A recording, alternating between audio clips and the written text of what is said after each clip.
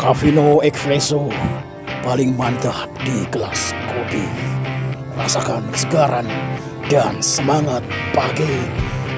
Minumlah Cafino dan rasakan ledakan dahsyat pada pagi hari. Kerajaan Blambangan terletak di ujung timur Pulau Jawa. Kerajaan ini memiliki sejarah panjangnya sendiri, berkembang bersamaan dengan kerajaan Hindu terbesar di Jawa, Majapahit. Pada masa keruntuhan Majapahit abad ke-15, Blambangan berdiri sebagai satu-satunya kerajaan Hindu di Jawa, mengontrol bagian terbesar wilayah ujung timur Jawa. Wilayah ini sekarang terbagi dalam 5 kabupaten: Banyuwangi, Jember, Lumajang, Bondowoso, dan Situbondo. Hampir selama 3 abad, Blambangan berada di antara 2 faksi politik yang berbeda: Kerajaan Islam Mataram di barat dan berbagai kerajaan Hindu di Bali, Gelgel, Buleleng, dan Mengwi di timur.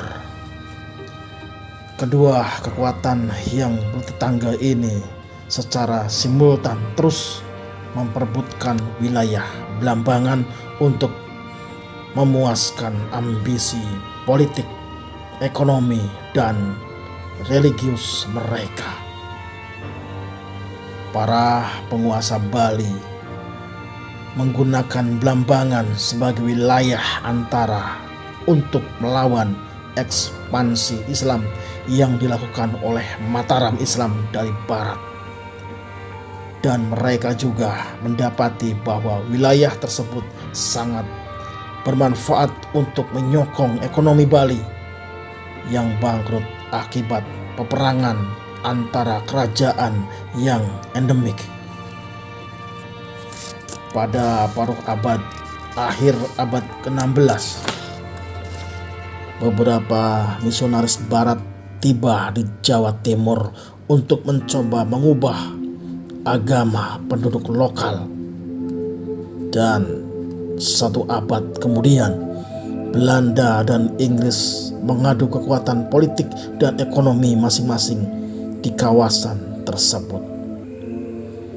Kerusuhan internal berkaitan dengan penggantian raja di kerajaan Blambangan memperlemah kerajaan tersebut, menjadikannya rawan terhadap intervensi asing.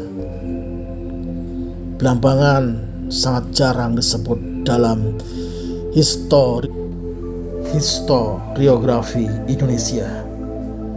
Dalam karya pionirnya, Pengantar Sejarah Indonesia, dan berjilid-jilid buku sejarah nasional Indonesia, karyanya Sartono Kartodirjo tidak sekalipun membuat kalimat tentang kawasan tersebut. Sebelum penerbitan karya Imade Sujana pada tahun 2003, episode sejarah Blambangan hanya dapat ditemukan pada karya-karya C. Lekers dan H.J. de Graaf. Karya penting Lekers tentang ujung timur Jawa sangat jarang dibaca oleh para pembaca Indonesia karena ditulis dalam bahasa Belanda. Mereka mendapatkan banyak manfaat dari penelitian penting ini. Meskipun demikian, cerita dramatisasi Blambangan sangat populer di antara penduduk Indonesia, terutama mereka yang hidup di Jawa, karena roman kerajaan Blambangan sering kali ditulis dalam banyak novel atau disebut-sebut dalam tradisi oral dan tulisan lokal atau babat. Oleh karena itu, dalam benak penduduk Indonesia, Blambangan lebih sering atau setidaknya dianggap sebagai negeri antah berantah. Pada tahun 1935, sebuah novel tentang Blambangan berjudul Dikjaya diterbitkan dalam majalah sastra Penghidupan. Pengarang dari novel ini, Tan Boen Swiss, mencoba menjawab teka-teki mengenai asal-usul tiang pesisir, tiang pinggir atau wong pinggir, sebuah komunitas terpisah yang hidup di Surakarta dan Yogyakarta. Tiang pinggir berasal dari ujung timur Pulau Jawa atau pinggiran Blambangan tepatnya. Tiang pinggir atau rakyat Blambangan terkenal Dikjaya atau sakti. Tan Boen Swiss menceritakan bahwa pada masa Mataram, laki-laki Blambangan digunakan sebagai queen pick atau percobaan untuk senjata yang lazim mereka gunakan dalam pertempuran. Jika terbunuh, senjatanya akan dianggap sakti dan layak digunakan dalam pertempuran. Para perempuan Blambangan dijadikan abdi untuk menyusui anak-anak raja dan bangsawan. Ada kepercayaan bahwa ketika hamil, perempuan Blambangan memiliki kebiasaan meminum jamu yang dibuat dari dedaunan rajek wesi. Jamu ini menjadikan warna air susu mereka berwarna setengah wulung atau indigo, dan seorang bayi yang mengkonsumsi air susu tersebut akan tumbuh menjadi seorang yang dikjaya dan kebal senjata.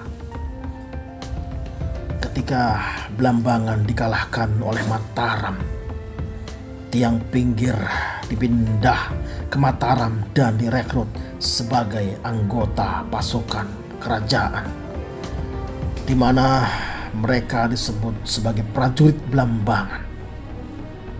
Setelah pembagian Mataram pada tahun 1755, korps prajurit Blambangan terpecah menjadi dua kelompok. Satu kelompok tetap berada di bawah administrasi Surakarta, sementara satunya lagi dipindah pada Sultan Baru Hamengkubuwono I di Yogyakarta. Di Surakarta pada masa kekuasaan Pakubuwono III, korps prajurit Blambangan dibubarkan karena mereka tidak lagi dikjaya. Namun mereka kemudian disebut dan direkrut lagi pada masa pemerintahan Pakubuwono keempat. Korps baru ini diberi 400 pangkon lungguh atau tanah garapan atau sekitar 100 bau, terletak di wilayah Kertasura dan Ngadi Reja. Pada masa pemerintahan Pakubuwono IV, korps prajurit Blambangan berada di bawah komando Pangeran Arya Mangkubumi II. Setelah kematian Mangkubumi II, korps prajurit Blambangan dibagi menjadi dua kelompok, Surak Tetana dan Jaya Tetana, yang kemudian lebih dikenal sebagai prajurit Kartasura. Setelah masa itu, nama prajurit Blambangan surut di Surakarta. Citra Blambangan sebagai tanah air wong dikjaya masih terus terpelihara hingga kini. Banyuwangi nama saat ini untuk Blambangan telah lama menikmati reputasi sebagai salah satu pusat belajar ilmu kekuatan supranatural di Indonesia. Sebuah reputasi yang juga dimiliki oleh Banten di Jawa Barat dan Lombok.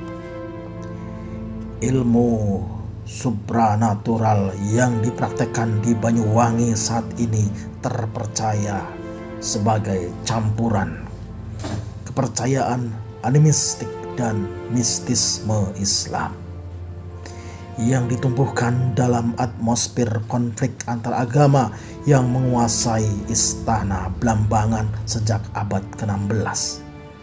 Rakyat Banyuwangi meyakini dengan sepenuh hati bahwa seluruh kekacauan, baik komunal ataupun personal, disebabkan oleh kekuatan gelap. Kematian yang tidak wajar atau tiba-tiba, kegagalan panen, kematian ternak, dan persoalan pernikahan. Ini segalanya dianggap sebagai hasil kerja keji para dukun di ilmu hitam. Pada tahun 1998, pembunuhan massal atas ratusan praktisi ilmu hitam menjadi salah satu isu politik besar pemerintahan Presiden Abdurrahman Wahid kala itu. Blambangan merupakan negara fragmenta yang strukturnya dibuat lebih rentan oleh kekacauan politik internal, perang, dan konsekuensinya yang tidak dapat ditawar-tawar, intervensi dan pendudukan asing.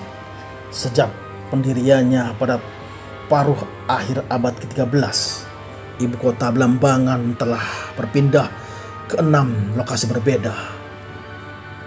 Meski artefak historis yang signifikan berhasil ditemukan tertanggal dari masa sangat awal kerajaan tersebut, informasi tentang kerajaan ini tertutup bagi tradisi historiografi lokal.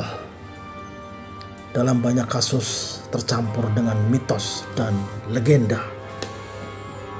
Banyak sejarawan meyakini bahwa tidak lama setelah kejatuhan Tumapel atau Singasari dan pendirian Majapahit pada paruh akhir abad ke-13, tahun 1262 Masehi, sebuah kerajaan baru didirikan di sebelah timur Jawa menggunakan nama Blambangan. Pendiri kerajaan ini dan lokasi ibu kotanya yang tepat sangat sulit ditemukan.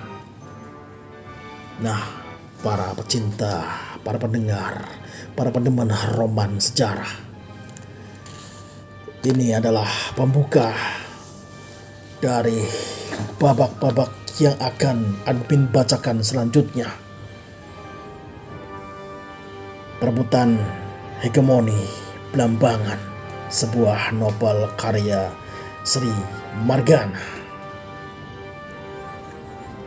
Para pecinta roman sejarah, nantikan kelanjutan dari babak-babak berikutnya dalam kajian ini. Terima kasih sudah mengikuti pembahasan ini sampai habis. Wassalamualaikum warahmatullahi wabarakatuh, dan salam roman sejarah.